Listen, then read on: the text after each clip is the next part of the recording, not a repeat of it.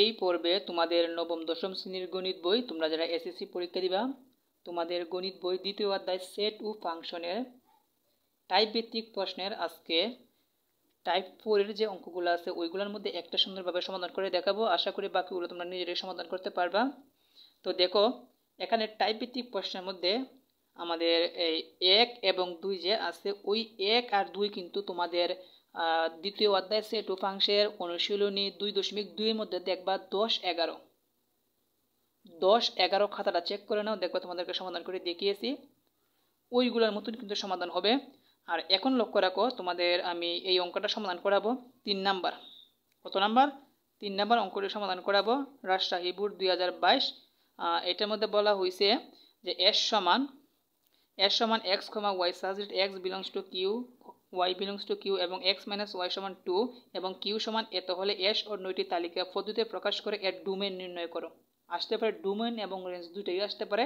তো ডোমেইন নির্ণয় করো। তো আমরা লিখবো দেওয়া আছে s সমান এত আর q সমান এত, আমরা আগে লিখে নিব। আর একটা কথা বলি, তোমরা কিন্তু এটা কালেক্ট করে নিবা। আর সমস্যা নেই, আমি তোমাদেরকে এই অঙ্কটা এখান থেকে দুইটা কিন্তু একরকম, আমি একটা সমাধান করে দেখাবো যদি সময় পাই, তা না হলে 3 নাম্বারটি সমাধান করে দেখাবো। হ্যাঁ, তো দেখো আমি সর্বপ্রথম এখানে লিখে রাখলাম। দেখো দেওয়া আছে s সমান অন্যটি লিখে নিলাম এবং q সমান লিখে নিলাম।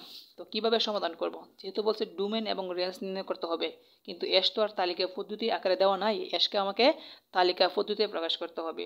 তো লিখব s এর বর্ণিত শর্ত হতে পাই।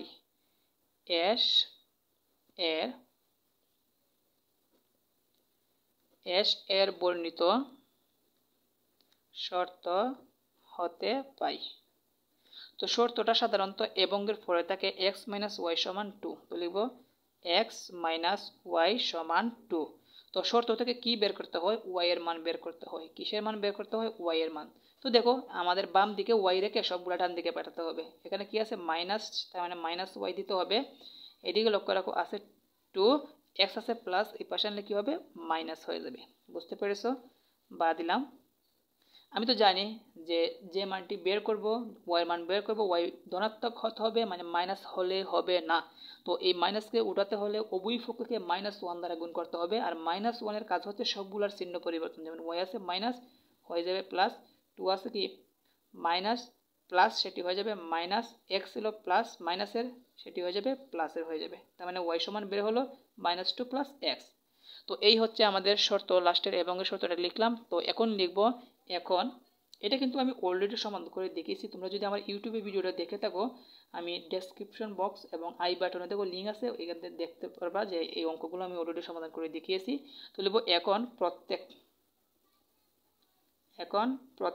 প্রথমটা লিখব x belongs to q, x belongs to q এর জন্য এই যে y সমান বের হয়েছে ওইটা লিখব, y সমান -2 প্লাস x এর মান নির্ণয় করি।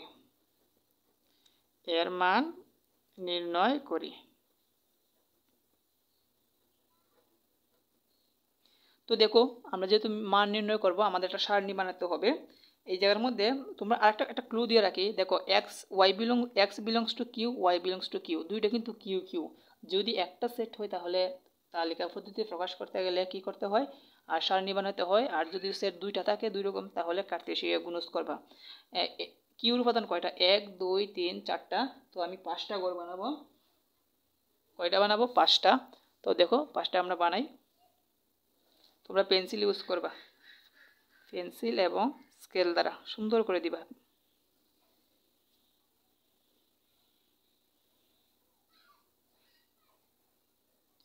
এক 2 3 4 5, প্রথমটা হচ্ছে x, পরেরটা হচ্ছে y। তো দেখো আমাদের এই জায়গার মধ্যে বলছিলাম x belongs to q, মানে q এর মান আমরা x এর মান ধরবো। তো q এর মান কি ছিল? -2 -1 0 1, এটা আমরা x এর সারণীতে বসিয়ে দিব। -2 -1 তারপর 0 প্লাস 1। এখন আমরা কিসের মান বের করব? y এর মান বের করব। তোমরা সুন্দরভাবে হাতের মধ্যে ক্যালকুলেটর হাতে নিয়ে নাও। এখানে যে লিখছো y সমান, দেখো y সমান -2 প্লাস x, এটার মাধ্যমে কিন্তু আমাদের y এর মান বের করতে হবে। সর্বপ্রথম একটা কাজ করো, লিখো -2 লিখো, প্লাস দাও, x এর পরিবর্তে -2 দাও, ব্র্যাকেটের ভিতরে -2 দিবা, কারণ এটা মাইনাসের মান। তো যদি তুমি সমান দাও তাহলে দেখবে তোমার ফলাফলটা আসবে -4 আসবে। কি আসবে? -4। বারবার ওই আবার এইটু লিখো, -2 দাও, প্লাস দাও, x এর পরিবর্তে -1 ব্র্যাকেটের ভিতরে লিখে দাও, দেখবে বের হবে -3 বের হবে। বুঝতে পেরেছো?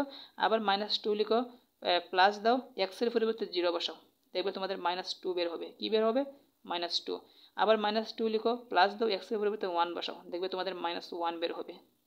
তার মানে y এর মান বের হলো -4, -3, -2, -1। এখন বোঝার সুবিধার্থে একটা কথা বলে রাখি, আমাদের যে মানটা বের হয়েছে, মানে y এর মান যে বের হয়েছে -4, এটা কি আমাদের আদতে কি কিউর মধ্যে ছিল? নেই। তাহলে -4 বাদ যাবে। -3 নেই, -2 আছে, -1 আছে, কোনটা নাই? -4 এবং -3। সেই জন্য আমরা লিখব সুতরাং বা যেহেতু, কি লিখতে পারো? যেহেতু। যেহেতু লিখি, যেহেতু কোন উপাদানগুলো নেই? -4, -3 কার মধ্যে উপাদানগুলো নেই? কিউর মধ্যে নেই। সেই জন্য উপাদান চিহ্ন দিলে does not belongs to Q. এটা দ্বারা বুঝাইছে যে ডাজ নট মানে না, উপাদান কার না? কিউর উপাদান না। কাজেই বা সুতরাং, যেহেতু তোমাদের ওয়াই এর মান -4 বাদ গেছে, -2 কিন্তু বাদ যাবে। এখন তোমরা বলতে পারো যে এখানে -2 তো কিউর মধ্যে ছিল, বাদ দিব কেন? এটা একটা সিস্টেম হচ্ছে, ওয়াই এর মান যদি বাদ যায় উপরেরটা বাদ যাবে, মানে ক্রমজোর আকারে উপরেরটা বাদ যাবে। তার মানে আমরা লিখবো -2 আর কি বাদ যাবে? -4 প্রথম ব্র্যাকেট, আর এই জায়গার মধ্যে বাদ যাবে কি? -1 -3 বাদ যাবে। -1 -3। কারণ কি? কারণ -3 কিন্তু কিউর মধ্যে নাই। যেহেতু কিউ -3 নাই, তার মানে উপরেরটা থাকা সত্ত্বেও বাদ যাবে। লিখব ডাজ নট বিলংস টু, যে অন্য এটি ছিল এস, এই অন্য এসটা আমি এখানে লিখে দিব। এস মানে এই এসের মধ্যে এই উপাদানগুলো হবে না। তো এখন আমাদের তালিকা পদ্ধতি কোনটা হবে একটু লক্ষ্য রাখো। অতএব আমরা লিখব এস সমান, আমরা যদি ক্রমজোরকে প্রথম ব্র্যাকেটের ভিতরে লিখতে হয়, তো দেখো কোনটা কোনটা পালন করছে। শুধু আমাদের এইটার মান আমরা নিতে পারবো আর এইটার মান নিতে পারবো, বাকিগুলা বাদ গেছে। কি আছে? 0, -2, তারপরে 1 -1 এই হচ্ছে আমাদের তালিকা পদ্ধতি। আমি কিন্তু তালিকা পদ্ধতিতে প্রকাশ করছি, একটা দ্বিতীয় ব্র্যাকেট, লাস্টের দ্বিতীয় ব্র্যাকেট দিয়ে ক্লোজ করে দিবা। আমি কিন্তু তালিকা পদ্ধতিতে প্রকাশ করছি। আর প্রশ্নের মধ্যে বলা হয়েছে আমাদের ডোমেন নির্ণয় করো। তো এখন লিখবো অতএব ডোমেনকে সংক্ষেপে লেখা হয় ডোম। ডোম কি সমান? এস সমান। ডোম হচ্ছে ক্রোমোজোমের প্রথম উপাদানগুলা। দেখো এই একটা ক্রোমোজোর, এই ক্রোমোজোরের প্রথম উপাদান হচ্ছে 0, এই আরেকটা ক্রোমোজোর, এটার প্রথম উপাদান হচ্ছে 1। তার মানে প্রথমগুলোই হচ্ছে আমাদের ডোম। কি কি? 0 আর 1। এটাই আমাদের অ্যান্সার। যদি বলা হইতো ডোমেন ও রেঞ্জ নির্ণয় করো, রেঞ্জ, তার মানে রেঞ্জ কোনগুলো হতো? তার মানে আমরা আবার লিখতাম এবং রেঞ্জ এর সমান -2 -1। দ্বিতীয় উপাদানগুলো হচ্ছে ডোম, রেঞ্জ বলা হয়। তো শিক্ষার্থী বন্ধুরা, আশা করি এই পর্বে তোমাদের টাইপ 4 অঙ্কগুলোর মধ্যে এই অঙ্কটা তোমরা ভালোভাবে বুঝতে পেরেছো। তো পরবর্তী পর্বে, এর আগে একটা কথা বলে দিই, তোমাদের এখানে 1 নাম্বার 2 নাম্বার তোমাদেরকে আমি অলরেডি সমাধান করে দেখিয়েছি, তোমরা তোমাদের খাতা চেক করে দেখবা। তো পরবর্তী পর্বে তোমাদের টাইপ 5 অঙ্ক সমাধান করাবো। আজকে এখানে শেষ করলাম। সবাই ভালো থাকো। আসসালামু আলাইকুম।